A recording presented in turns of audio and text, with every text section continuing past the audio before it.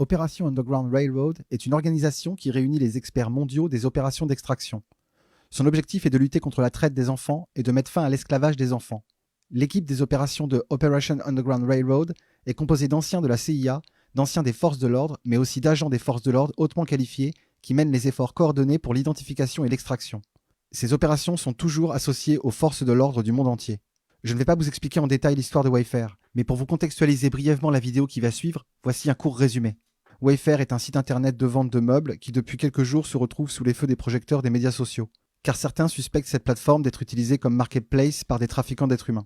Et c'est donc suite à l'émergence de toute cette histoire que Tim Ballard, PDG de Operation Underground Railroad, prend la parole. Salut, ici Tim Ballard, PDG d'Opération Underground Railroad. J'aimerais répondre à beaucoup des questions que nous recevons à propos de toute cette histoire de Wayfair.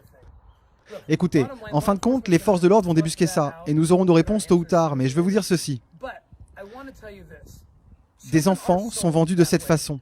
Depuis 17 ans, je travaille en tant qu'opérateur infiltré sur Internet, et cela ne fait aucun doute. Des enfants sont vendus sur les plateformes de médias sociaux, sur des sites web, etc. Donc je suis content que les gens se réveillent à ce sujet. Surtout en ce moment, car 2020 a été une année absolument horrible pour les enfants. Et voilà pourquoi. Il y a eu des conséquences inattendues en raison du confinement pour le Covid-19 et des fermetures. Les enfants sont mis en dehors des infrastructures qui les protègent. On leur dit de s'asseoir ici avec leur smartphone et leurs ordinateurs portables. Et les pédophiles font la même chose. Ils sont aussi à la maison, sans emploi, et ils accèdent à nos enfants. Et c'est vraiment pas bon. Les rapports qui ont été publiés par le Centre national sur les enfants disparus et exploités ont confirmé qu'il y a eu littéralement des millions de rapports supplémentaires concernant des agressions sexuelles sur des enfants survenant en ligne. De plus que l'année dernière. Nos enfants sont vulnérables, et lorsque vous prenez la décision de tout confiner, d'une manière ou d'une autre, nous ne leur avons pas demandé leur avis. Ils ne font pas partie de la discussion. Une crise n'a pas suivi la crise d'après. Maintenant, ce qui est arrivé à George Floyd était horrible, grotesque, illégal, et cela ne peut pas arriver. Et les choses doivent changer. Cependant, cet appel pour le définancement de la police, qu'est-ce que ça veut dire? J'ai regardé très attentivement sur ce que ça semble vouloir dire.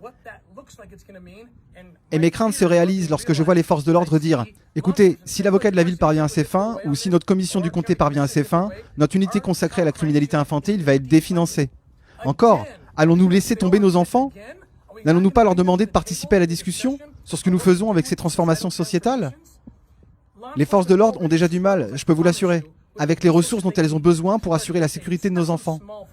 Ce n'est pas une petite chose, c'est l'entreprise criminelle qui connaît la croissance la plus rapide au monde. Le trafic d'êtres humains, d'enfants, pour l'exploitation. Il y a eu comme une augmentation de 5000% des vidéos de viol d'enfants sur Internet. Et aux États-Unis, nous sommes numéro 1 sur la demande en termes de trafic d'êtres humains. Nous sommes parmi les principaux pays de destination pour la traite des êtres humains.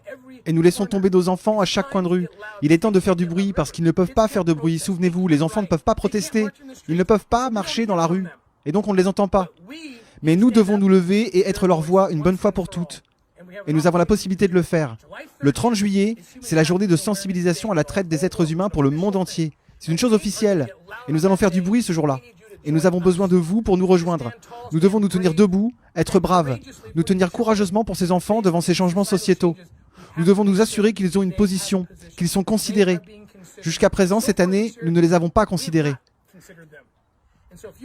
Et donc, si vous voulez obtenir plus d'instructions maintenant, vous pouvez nous aider à faire du bruit le 30 juillet, pour vous assurer que ceux au pouvoir veillent à la sécurité de ces enfants. Envoyez simplement « Aidez-les » au 51555. Aidez-les au 51555. Et vous obtiendrez d'autres instructions sur la façon dont vous pouvez vous joindre à nous. Nous pouvons parler fort et nous assurer que les enfants ont les solutions dont ils ont besoin. Merci beaucoup et que Dieu vous bénisse. Si tu veux continuer sur le même sujet, je t'invite à écouter le témoignage poignant de Tony Robbins. Tu en apprendras un peu plus sur le travail de Operation Underground Railroad. Clique sur la vignette juste là. C'est celle de gauche. Pense à partager, à t'abonner si ce n'est pas déjà fait. À très bientôt.